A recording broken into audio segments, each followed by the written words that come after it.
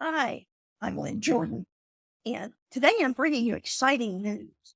Last week, Sudowrite, which is the first and premier tool for using AI to write fiction, just made a whole bunch of us very, very happy. Since the beginning, we've been saying we want more room for certain fields. And what they did last week is they unveiled new character fields and world building fields. I'll show you what that looks like right now. We go into a project. If you have projects, you can convert them right away, or you can wait, create a new project. It will be the new format right away. If I hop down here to characters, I have nothing in this project. I just started. I can add the characters. It generates the characters the way it always has. However, look at this customized. You can include more boxes, more specific boxes. Here I have age, physical description, strengths and weaknesses, motivations and goals, Myers Briggs, personality traits, dialogue, tone of voice, backstory.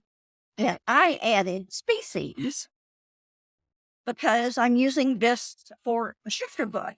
So I want my shifters to have species. I can add more traits. I can get rid of traits.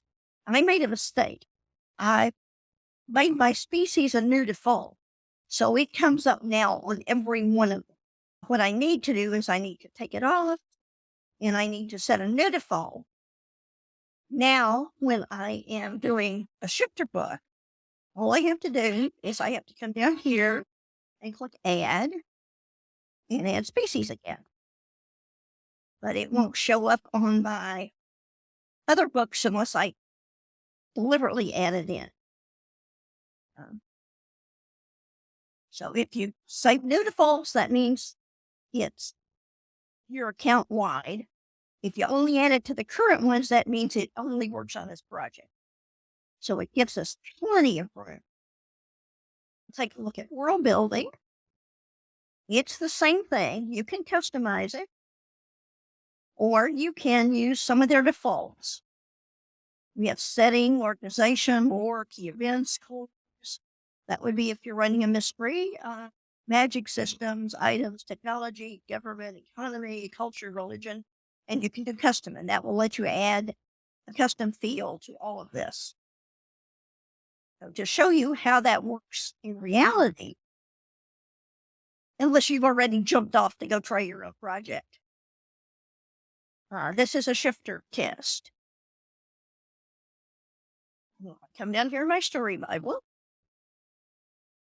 I can pull up my characters, and I have Ryder Montgomery. I'm able to label him as protagonist. List his pronouns. He belongs to the Rocky Falls Search and Rescue Team. So that way you have the team defined. It doesn't work as well as we had hoped, but I think it will in the future. But for now, you have a team. You have to at least put their names.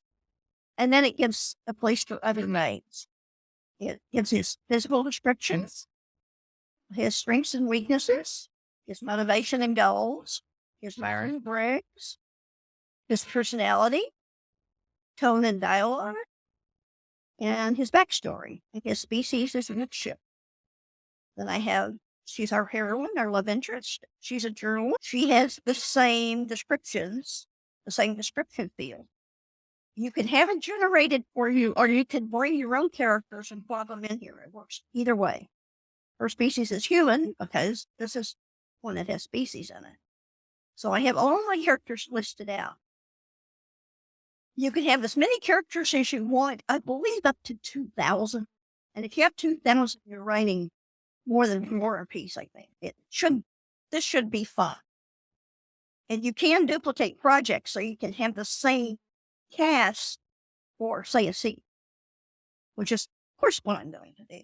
I'm going to show you world building. Yeah, here I have Rocky Falls, which is the town. It tells us it's a place, scent of pine, or water cascading. It's also a shifter sanctuary. It's an isolated region by dense forests. accessible only by narrow winding roads, has plenty of hiking trails. It tells us a little bit about the search and rescue team itself. It was founded by shifters, and it only has shifters. The traditions and customs of the community.